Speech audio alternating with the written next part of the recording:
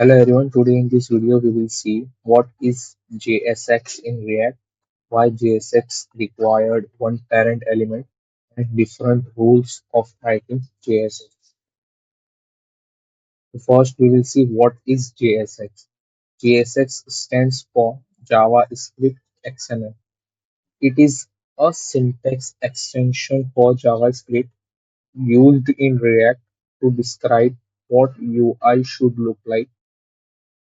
It looks like HTML, but it is not an HTML. Example is here we have a button variable. Here we have declared a button tag. Inside we have a click text. So basically JSX JavaScript XML है. ये syntax extension है like JavaScript के अंदर HTML को define करने के लिए हम JSX का यूज करते हैं एंड हमारा जो टैग्स होता है ये HTML के जैसा ही दिखता है but it is not an HTML, it is a JSX. Now we will see why JSX exists. तो इधर हमारे पास एक एलिमेंट है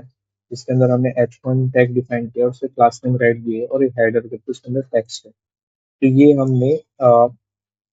डायरेक्टली JSX का यूज करके रिएक्ट कंपोनेंट के अंदर ये डिफाइन किया है बट अगर JSX का यूज हम नहीं करेंगे बेसिकली तो हम जब कंपोनेंट को डिफाइन करें कंपोनेंट के अंदर जो भी एलिमेंट्स को डिफाइन करेंगे तो हमको react dot create element function का यूज करना पड़ेगा उसके अंदर जो टैग का नेम है तुम्हारा उसका नेम एंड जितने भी एट्रीब्यूट्स है सारे लाइक क्लास नेम करके एट्रीब्यूट हमने डिफाइन किया था राइट एंड उसके जो जितने भी चिल्ड्रंस है मल्टीपल चिल्ड्रंस हो गए तो कॉमा डाल के मल्टीपल चिल्ड्रंस में डिफाइन करेंगे सो ये जो सिंटैक्स है ये हार्ड टू रीड है and it is difficult to maintain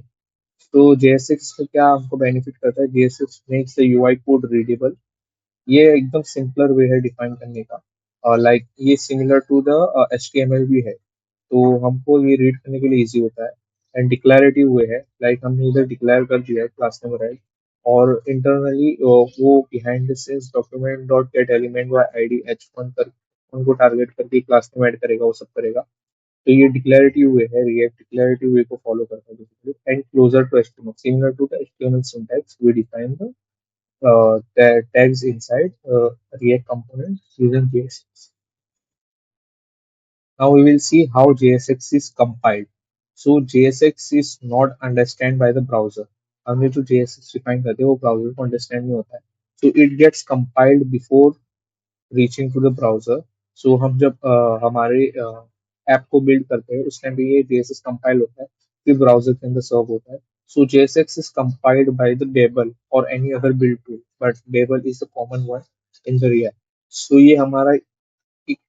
element है h1 करके जिसने क्लास में टाइटल दिया है और हेलो टाइप तो बेसिकली बेबल क्या करता है उसको कंपाइल करता है जावास्क्रिप्ट फॉर्मेट के अंदर like react dot create element ये h1 जावा क्योंकि हमारे ब्राउजर के अंदर जावास्क्रिप्ट रन होता है जावास्क्रिप्ट इंजन होता है तो ये जावास्क्रिप्ट फॉर्मेट के अंदर उसको उसको कंपाइल किया है तो react dot create element h1 element को क्रिएट करो उसके अंदर जितने भी एट्रीब्यूट्स है एंड ये उसका चिल्ड्रन जो कि हेलो का जो टेक्स्ट है तो ये जो फंक्शन है react dot create element basically क्या रिटर्न करता है एक ऑब्जेक्ट रिटर्न करता है तो ये टाइप h1 करके है और प्रॉप्स क्या है उसके ये दोनों प्रॉप्स है उसके क्लास नेम एंड चिल्ड्रन उसके प्रॉप्स है तो this object becomes a part of virtual DOM basically तो ये ब्राउजर इसको अंडरस्टैंड कर पाता है तो इसके बेस पे हम एक वर्चुअल डॉम क्रिएट करते हैं और डिफरेंट नोड्स को भी रेंडर करते हैं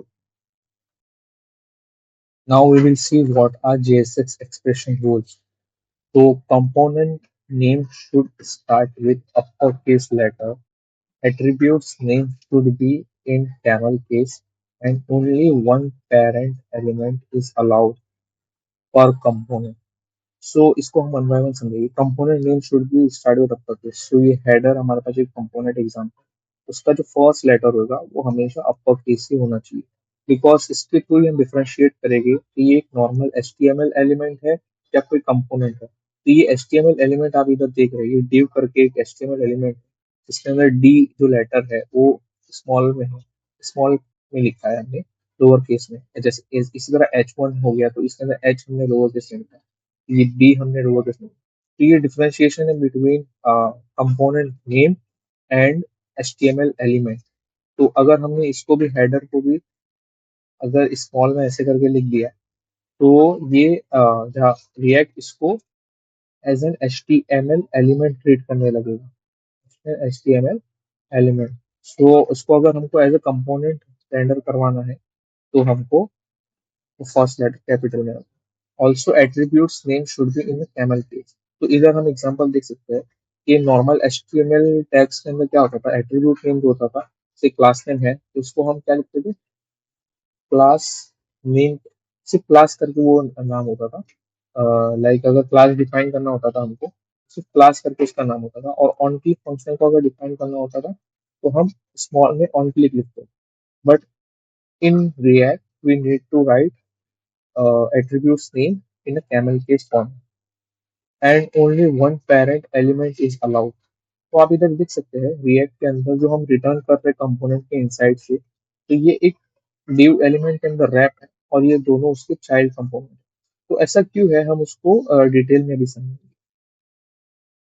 सो बेसिकली रिएक्ट बेसिकली बेबल के थ्रू इस चीज को कंपाइल करता है। तो वो क्या करता है, रिएक्ट डॉट क्रिएट एलिमेंट को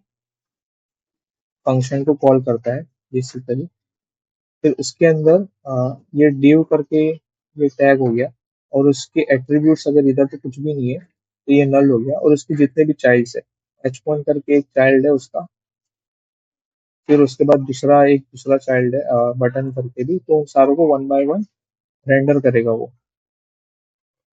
तो ये ऐसा क्यों होता है, क्योंकि ये हेडर कंपोनेंट भी एक फंक्शन है और फंक्शन का रिटर्न वैल्यू एक ही होता है। In JavaScript one function can return only one value, returns only one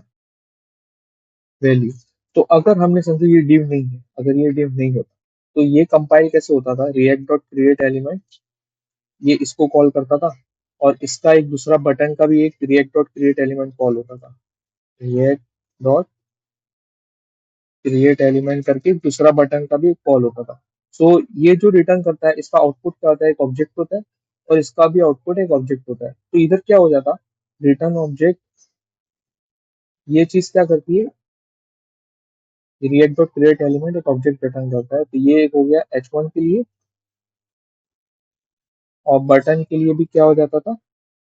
एक दूसरी रिटर्न वैल्यू होती थी जो भी एक दूसरा ऑब्जेक्ट होता था।